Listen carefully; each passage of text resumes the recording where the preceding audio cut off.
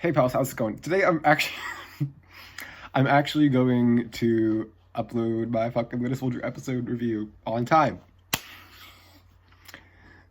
Literally last night, I uploaded mine for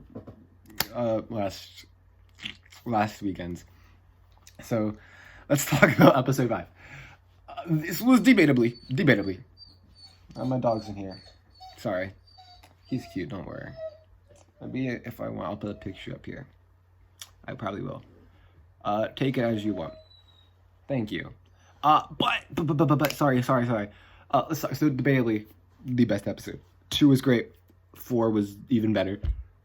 I'll put it up there with 4. Don't know where it fits right now in the ranking. But so far it goes 4, 2, and 1 and 3 are somewhere down there. And this one is up with 4 and 2 somewhere. Anyways, let's talk about the episode with no spoilers, and I'll move into spoilers a little bit later. So, in this episode, it's just great because it pushes the story forward in a way that no episode has yet. It is the definition of the Falcon and the Winter Soldier. When I was anticipating this series, I was not expecting something this epic. And it's great because this series and this episode specifically, it gets action, it gets questions, it gets theories, it gets everything, and it gets it gets jokes, it gets humor, it gets domestic relations with the heroes, it gets villains, it gets everything. Like, everything in here, which is so exciting because I don't know, it just takes everything into this episode. It's great. I don't want to say that. That's a little bit of a spoiler. Let's talk about it. So that's the main summary for this episode. Without, I have a window right there. You're looking out at my dog. He's cute. Anyways, sorry, doesn't matter. But I can't get too much without spoilers here. Besides, watch the episode. It's great. Like, well over a 9 out of 10. I'd give it like a 9 point. No, I'll give you the specifics at the end. Spoiler alert. I'm going to summarize the episode and tell you what I thought about it. So this picks up immediately after episode 4. So Walker kind of feels a little bad. Oh, either way, he just retreats because everyone's watching him, And so he goes into this workshop, and Sam and Bucky follow him. Amazing fight sequence that takes up at least a good 2 or 3 minutes. And I had an idea. But there were times where you're like, oh no, is John Walker gonna win? And you had no clue because when Sam's gonna get the shield? We don't know, but it's gonna be before episode 6, before the end of by the end of the series, Sam's gonna have the shield, whatever. So he gets a takeaway from him. He gets arrested. Well, not arrested, but you see they're letting him go with some stuff, but he's still furious, and you see he's starting to go really insane. Whatever. After it, there's this kind of villain person who apparently is bigger in the comics. I don't know. And apparently she was supposed to be in Black Widow. There's article published today. And she still will be, but she's supposed to be in there first because that was going to come out quite a bit before this came out. But I'm interested to see where this person goes.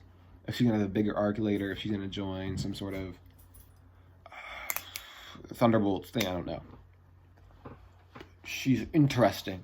I like the character. It's from one of the, Julia Louis-Dreyfus. I think she was in Seinfeld or something. Sorry. Then, I think what happened next is Bucky went to meet Zemo at the Sokovia Monument. And Wakanda took him away. And there might not be any more of him for the rest of the season. Well, I'm just going to interject here quickly. What I really commend this episode for doing is, they literally used every single minor character from before, little character, and they include them in some way, shape, or form in this episode. Very interesting, and I like how this episode is tying everyone together, even like the tiny, like, I'll talk about them later. Never mind. But so yeah, I don't even think he'll be in the rest of the season, but his impact still will live on. Because Bucky tells Sam later that like Zemo said there's only one way to do it. I'll let you out later. Come on.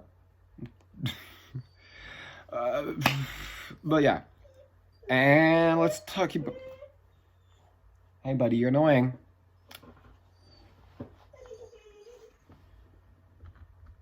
I'll be right back. Okay, sorry for that. But let the dog out. Here's another picture of him just for fun because I think you deserve it after me deciding to take a stop in the recording. Okay, cool. Doesn't he look cute? I think so. So, I don't remember because it was, an hour episode. Wasn't that cool?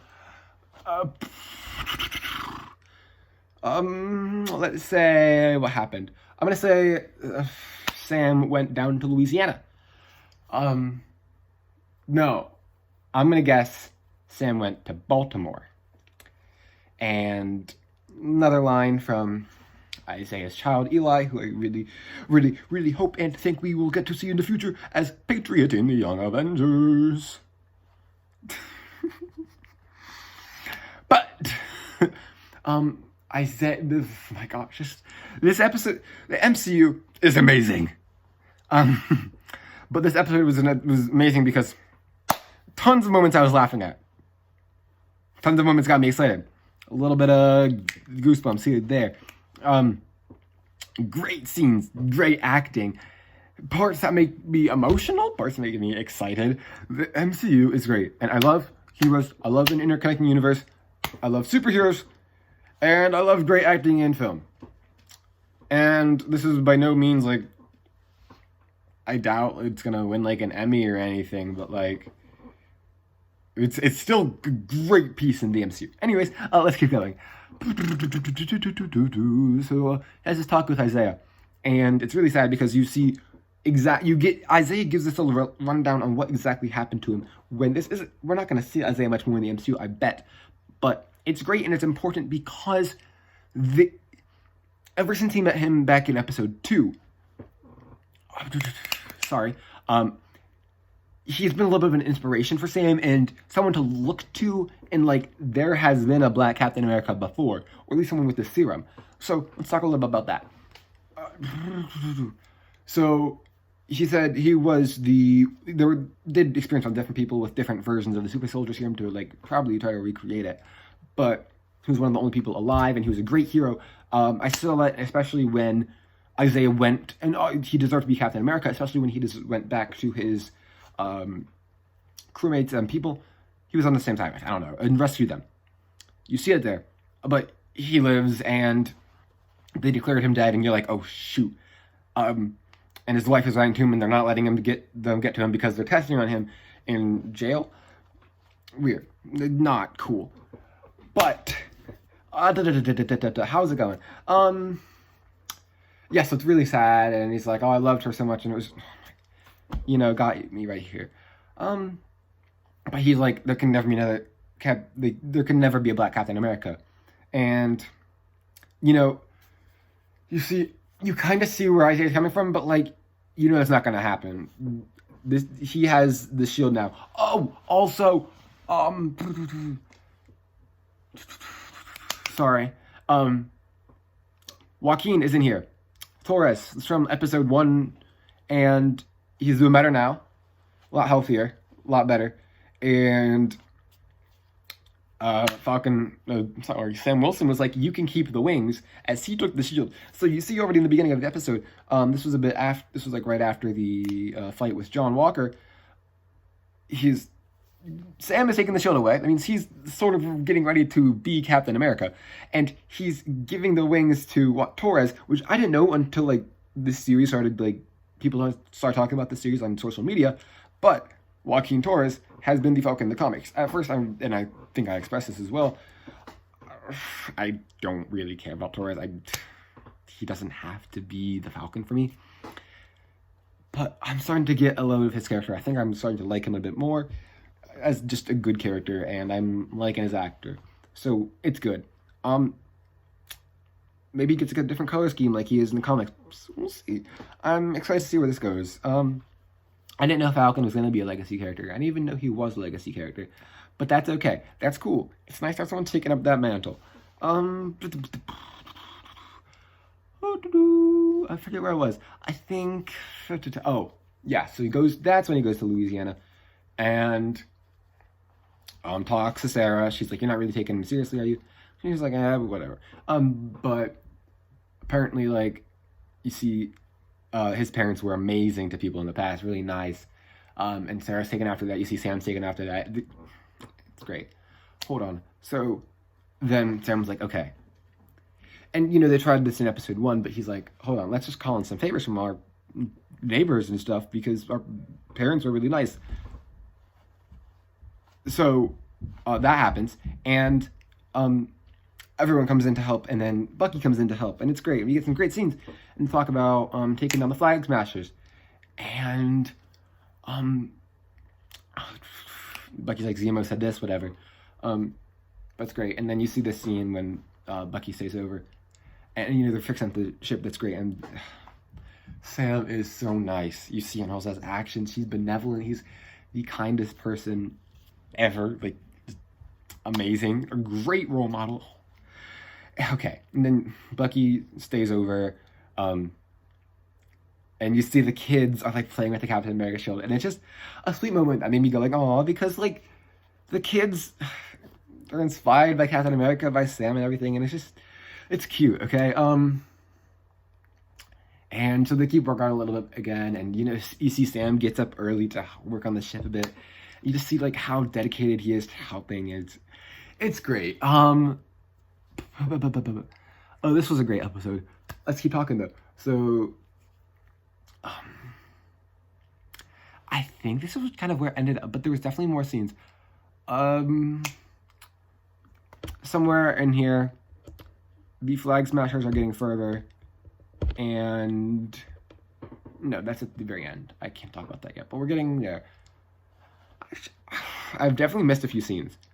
Oh, somewhere we saw Sharon calling someone, and if you listened very closely, some French yelling on the other end. We'll see who that is in a second. But yeah, this episode basically like everyone. I think we're good to talk about it. I know I'm missing something. Whatever. So at the end. Oh yeah, that's what happened. Okay. So while they're working out on the boat out front, they have the shield, and we know what's going to happen because Sam has the shield a little more. We know just generally that he's probably going to take it. So they're throwing it around. They're talking about things, and another Captain America moment. There was one in the last episode where he talked to Carly. It's so many here where he's just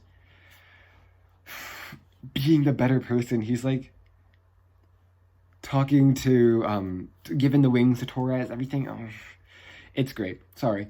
It makes me so happy. I love Sam's character. But he does like another Captain America thing. Bucky is 106. He's still learning. He's Winter Soldier. He has nightmares. Sam is able to ask him that, and compared to his therapist, he tells him immediately, yeah, I have those nightmares still. And Sam, he's done counseling before, but still, this is like another Captain America thing. He's like, he tells Bucky stuff, like, especially because he'd help with people with PTSD before he's counseled. We've learned that in Captain America, the Winter Soldier, the movie, but he's like, you're telling them you're sorry, but you need to, like, help them out feel better more than just saying sorry. And he's like, okay, I'll start doing that.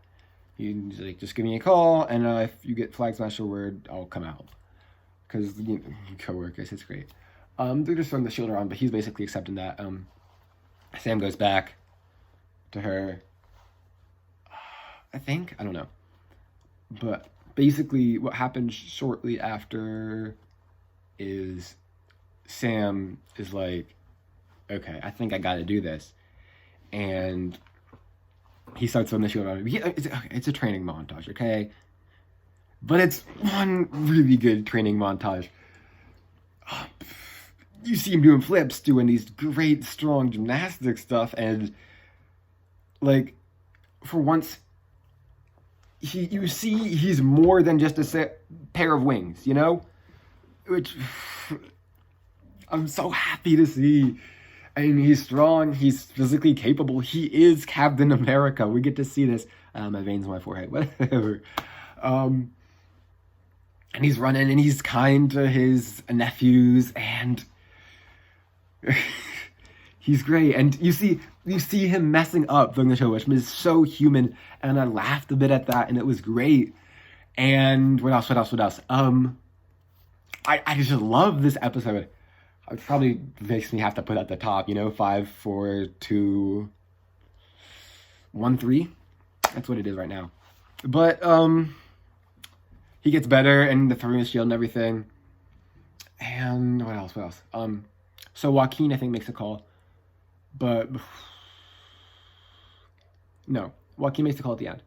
The Flag Smashers are in New York. I can tell it's Central Park, but we see that later. And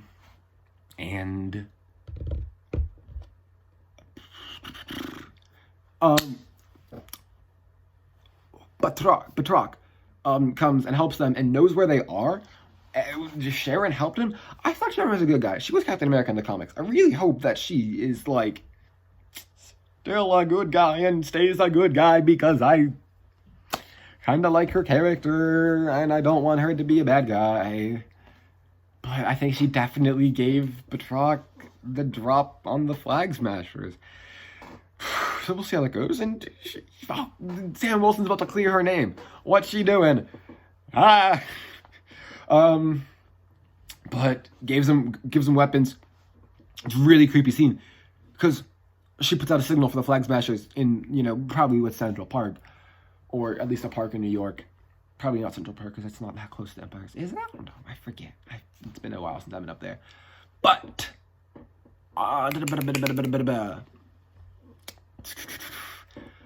there's so many Flag Smashers. We didn't know these guys are Flag Smashers. Some of them could have definitely been like, that's the people that are just helping them out. I think it's right to do. They definitely have the strongest motive here. Compared to Zemo, compared to USA. Oh my god, she's definitely going to be the big villain. You think? Maybe he will be still. I don't know. That was my theory. That's still kind of my theory. Anyways. Then Joaquin calls Sam. He's like, right as Sam's with his shield getting better. Hey, we figured out what these Flag Smasher pins. They could be using VPNs, but changing the location. But we're pretty sure they just, like, made, like, a rally call for their people in New York City, where the GRC vote's happening. You kind of want to hope they don't kill a ton of people in a big city. And Sam's, like, on it. And you see at this end, there's a scene where they say one world, one people to the guy in the GRC. They're everywhere. They're, like, in these big buildings, and they don't have a clue. But they invade. Chaos ensues. And at the end of the episode, Sam opens his box, which Bucky said is from Wakanda. So I can only assume these are vibranium wings, which is dope as hell. My god. With that athleticism, with that heart, with that soul, with that shield, with those skills, with those muscles. I am so ready for him to be Captain America. You know, we're gonna see like movies in the next 3 years. People, I have this one friend who isn't watching Disney Plus right now. He has it, but he's just not really interested. But he might watch another Avengers movie or something. He is gonna see. Sorry, let me rate the episode. I'd give it like at least a 9 point. Maybe like a 9.6 out of 10. Maybe 9.5. Loved it. Let me say this as I'm closing up. My friend who hasn't seen Disney Plus stuff, is gonna be so confused. He'll know through the internet that Falcon became the Captain America. It's kind of the point of the whole show, you know. But they're gonna get people that haven't seen this, that are gonna see him in the movies. They're gonna be like, yeah, but like, what does he really deserve to be Captain America besides the fact he was handed the shield in Endgame? This series proves the hell out of that he deserves to be Captain America. It's great. It's great. I love this show with a burning passion. It's great. I thought what could top WandaVision. I don't know if this can top it, but it's like on the same thing, and you're getting 2 different tones. 6 episodes, 9 episodes, and they both work in completely different ways, and I am in love. And I can't wait until Loki and every other thing coming, because the MCU is amazing. But that's just an opinion. Just an opinion.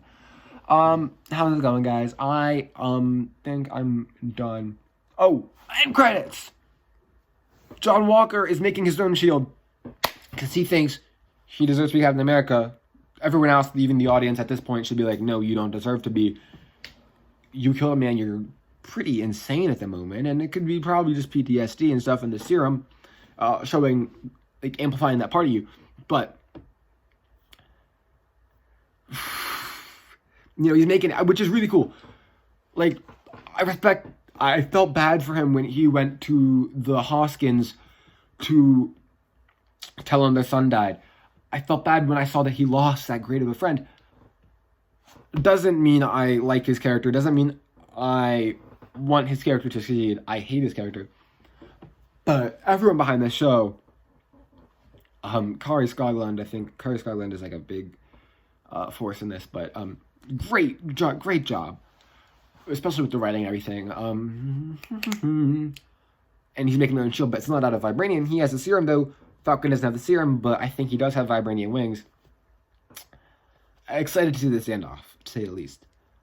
There's going to be a fight. And he's going to try to stop the Flag Smashers. But he doesn't have Bucky, he doesn't have a vibranium shield. Or wings. So we'll see how it goes. I'm quite excited, frankly. I'm beyond excited for the series finale next week. See ya.